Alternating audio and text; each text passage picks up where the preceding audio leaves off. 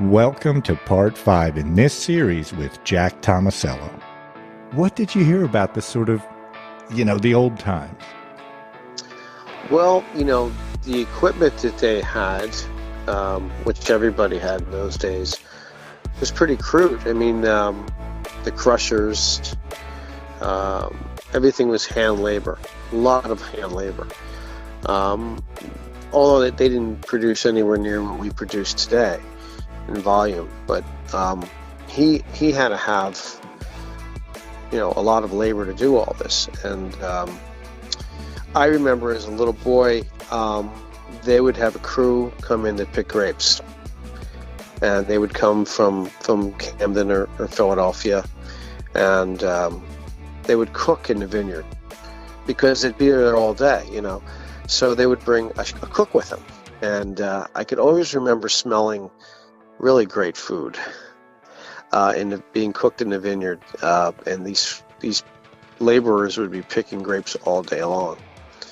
And of course, they'd have to stop sometime around 4 o'clock in the afternoon, and then all the grapes would be picked up with a tractor and a trailer, and they'd go down the road and pick up all the boxes, and they'd be transferred to the winery, and they'd be crushed. And so the process went on late until the evening because you had to pick the grapes and process them. Where today, it's we start at 6 o'clock in the morning. We've got all the fruit to the winery by 10. It's done, and and everything's mechanical, and matter of for lunch we're done. And so the labor intensity of it all during their time was much. I can't imagine having to do what we're doing now, without having the equipment that we have to do it with, and how they used to do it, and they didn't think much of it. They didn't think this was what we had to do, and they did it. My uncle, before he passed away, never got to see his grape harvester, but he spent the last few years of his life, because at the late 60s, early 70s, they were coming out with these prototypes to harvest grapes, and my uncle really wanted a grape harvester badly, and he finally found the one he wanted. And I was with him when he put the deposit down on it in 1970, and he didn't live to see it delivered. Just automating the harvest is a big deal. I mean, and to get the grapes picked mechanically, and the machine we had for 40 years was that machine that he purchased. And then we went into the next generation of machines, and it's just amazing now. And even what I have now, which is an 8-year-old harvester. I mean, the new stuff that's come out now is even more technical, where you can actually crush the grapes, destem them on the harvester before you even bring the fruit into the winery. I mean, the fruit is just, all you have to do is put the yeast in, and it's ready to go. I mean, it pretty much does it all in the field. I mean, it's the technology is just amazing, and there's just so many things you're doing.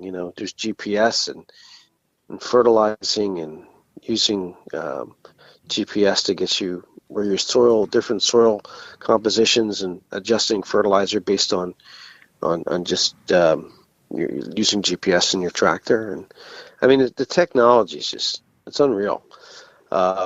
And I guess I appreciate it more than most people, because I remember when it was very crude. Yeah, and so do you have a division of responsibilities with Charlie?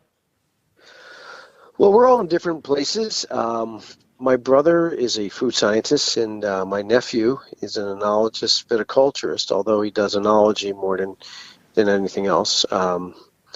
And I'm a viticulturist. So I'm pretty much in the vineyard, and still do so.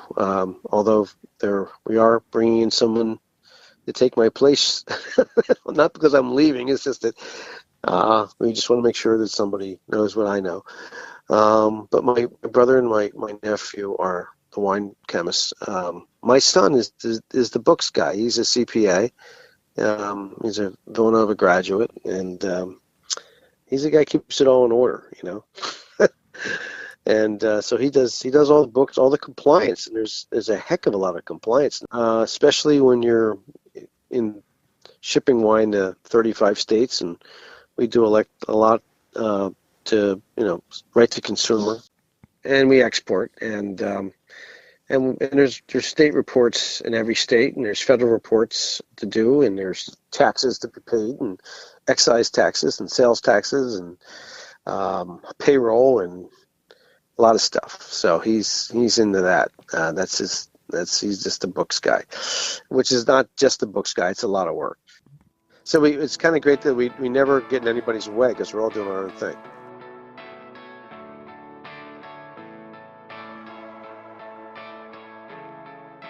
The outlets are all part of the operation, and we have key managers that run certain outlets. They all have store managers, and we have a regional person that does that oversees the outlets. Now, we also sell to hundreds of liquor stores in New Jersey.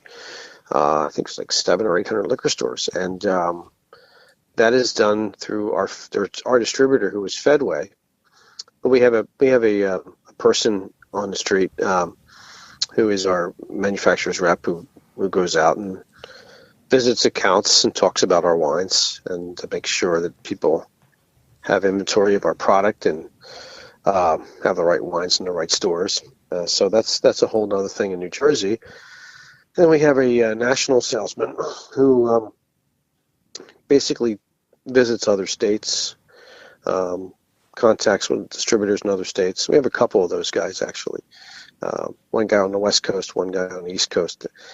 And I pretty much handle the export. It's something I like to do because I love the export, and I love going back to Asia when I can. And I've been to Japan, I think, 7 times since 1998. I'm due to go back there now. Actually, we're doing a very interesting project with a winery in Japan. Winery is in Nasu, is the name of the town, Nasu, which is the tourism town in which the Emperor of Japan lives in. It's a couple hours north of Tokyo. And I met a gentleman who started a winery, and we're collaborating with him. We're doing some work together for him. We're, being his consultant. So that's been fun. And we're also doing some exporting of our product to his winery.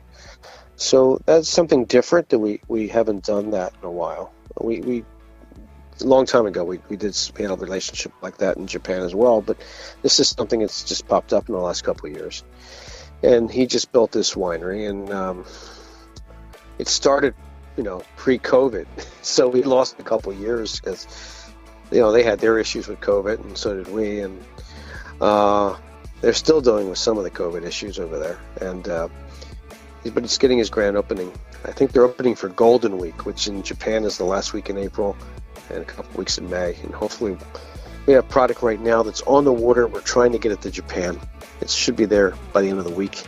It left here on the 29th of January. So wow. We're not. The biggest hang up these days is international. Distribution is tough with shipping, and especially ocean freight. It's been very, very difficult. But so that's a kind of cool project that we're doing, and we also do some other projects in some other wineries in the United States that we help with other wineries. So there's a lot of different things happening, and we're never bored. Don't forget to subscribe and like the show on iTunes, Spotify, and anywhere you listen.